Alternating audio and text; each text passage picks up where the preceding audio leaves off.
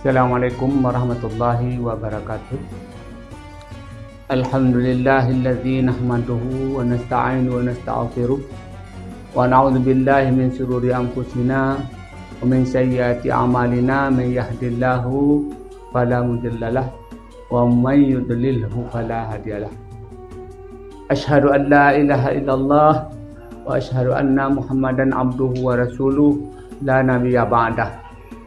Allahumma fasalli wa sallim ala sayyidina wa maulana Muhammad wa ala alihi wa sahbihi ajma'in. Pada pagi yang cerah ini, untuk mengisi kantin, saya ambil judul yaitu keistimewaan nuzulul Quran.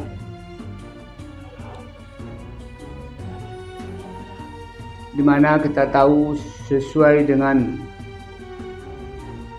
dalilnya yang terdapat di dalam surah Al-Qadar yang berbunyi A'udzubillahi minasyaitonirrajim.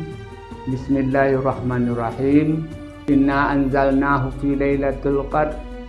Sesungguhnya kami telah menurunkan pada malam kemuliaan.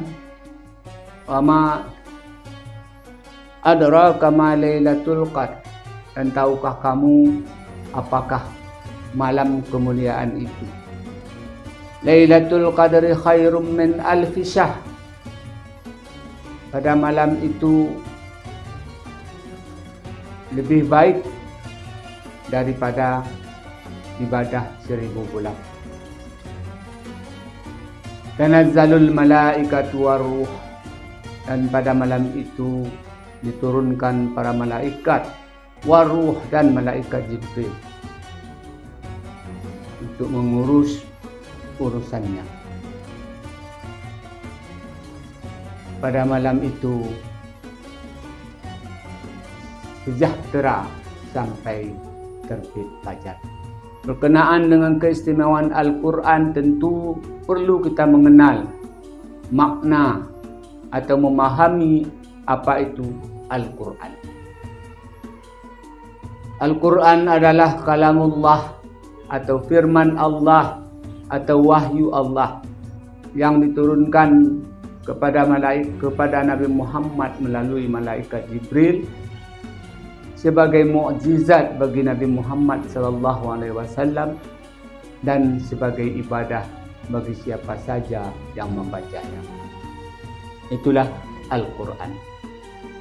Kemudian dari segi sejarahnya, Al-Quran itu pertama kali turun yaitu di dalam surah Al-Alaq dijelaskan, yaitu peristiwa yang terjadi pada waktu itu Rasulullah sedang bermeditasi di Gua Hira.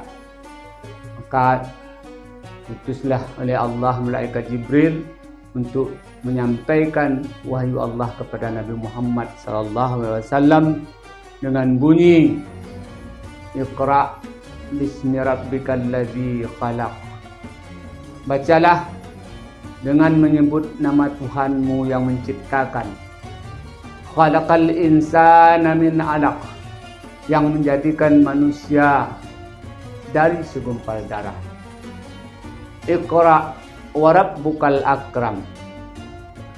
Bacalah dengan nama Tuhanmu yang maha mulia.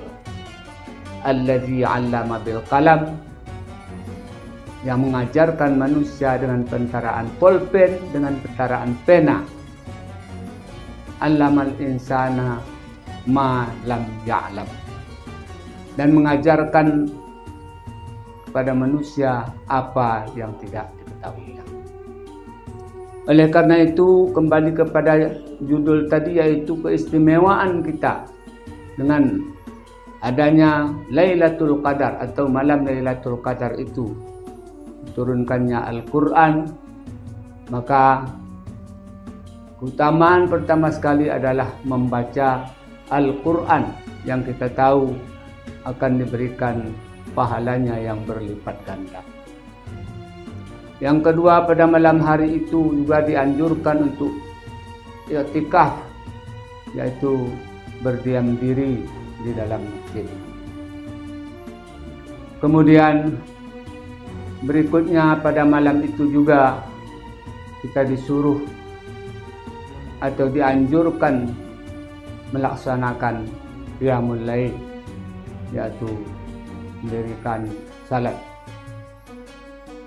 Kemudian pada malam hari itu juga kita dianjurkan untuk berzikir sebanyak-banyaknya dan berdoa kepada Allah Subhanahu wa taala.